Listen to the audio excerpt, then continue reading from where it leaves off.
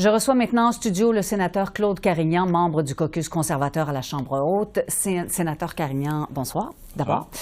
Vous avez déposé une plainte au commissariat aux langues officielles parce que vous jugez insatisfaisante et insuffisante la place faite aux Français dans les audiences et des documents de la commission Hogg. Alors, on peut vous demander quel est le problème. Est-ce que le français a si peu de place que ça?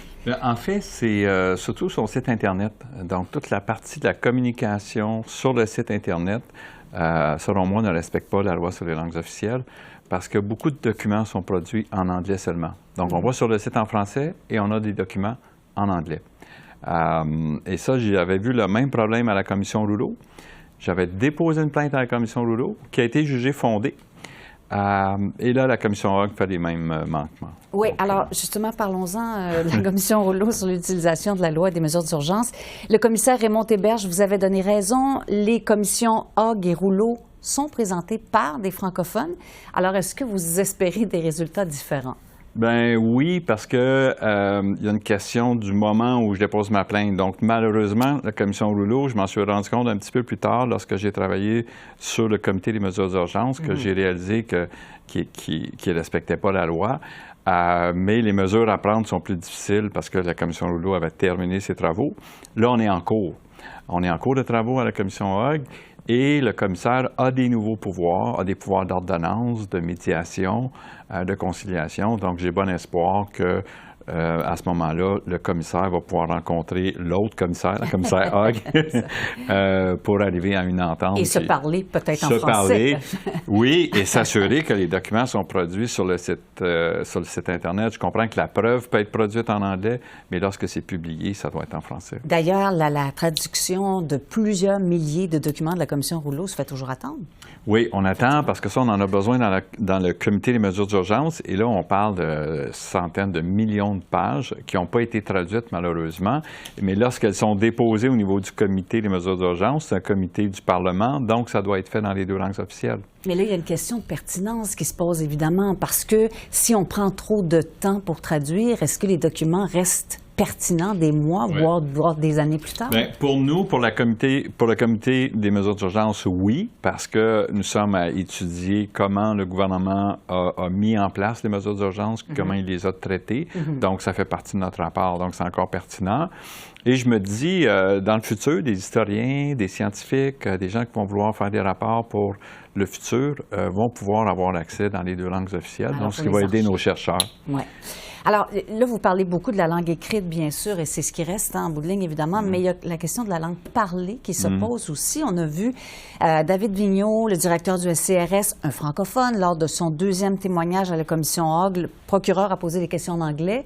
Elle lui a dit, d'ailleurs, qu'il pouvait répondre dans la langue de son choix, ce qui est le cas normalement. Il a répondu en anglais.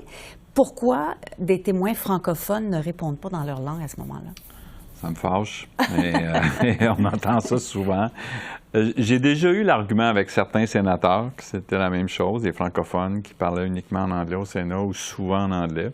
Et le message qu'on a, c'est pour convaincre, s'assurer que le message soit bien compris par les anglophones, qu'on n'échappe pas de nuances, alors que la traduction, des fois, il peut y avoir certains manquements, certaines nuances.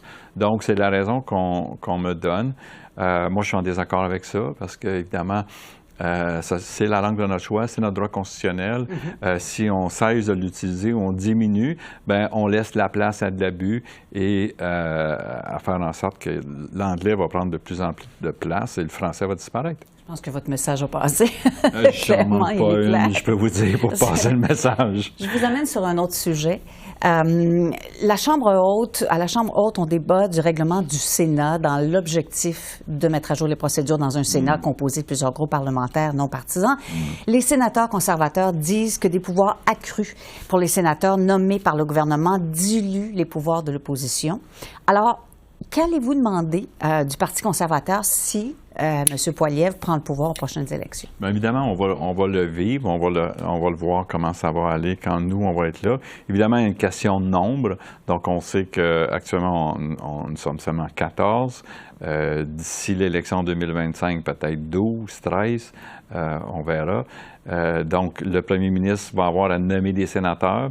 On va voir le nombre qu'il a, mais peu importe le règlement, si les nombres sont moins que 50 ou 40 ça va être difficile. difficile.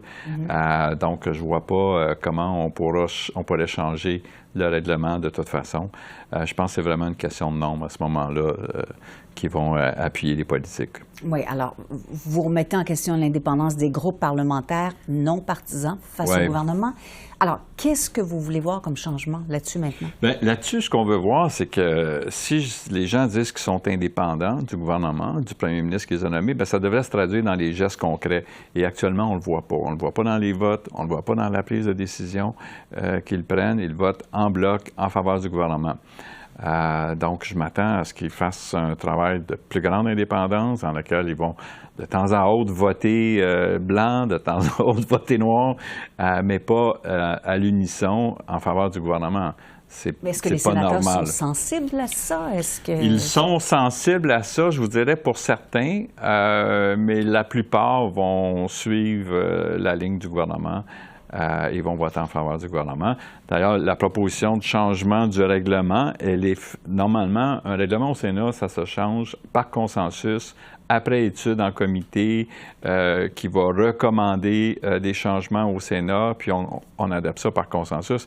Actuellement, c'est le leader du gouvernement en Chambre qui utilise son pouvoir de leader avec un avis d'allocation de temps où on va limiter le temps au débat cette semaine pour adopter un changement en toute vitesse. Ça, c'est jamais vu dans l'histoire. Oui. Jamais. Alors, est-ce que vous croyez possible ces changements-là? Bien, ces changements-là, ils vont les faire. Je pense qu'il y a des manquements dans certains de ces amendements-là qu'on pourrait faire, mais ils sont bloqués, les amendements. On ne pourra pas améliorer. Donc, quand on sera là, on verra avec le comité. On va essayer de reprendre la tradition quand on sera là, de faire consensus pour changer les règlements. Et moi, je pense que lorsqu'on va le vivre, on va voir que ces changements de règlement-là ont des imperfections et on va les améliorer par consensus. Sénateur Carignan, merci de ces précisions. Merci.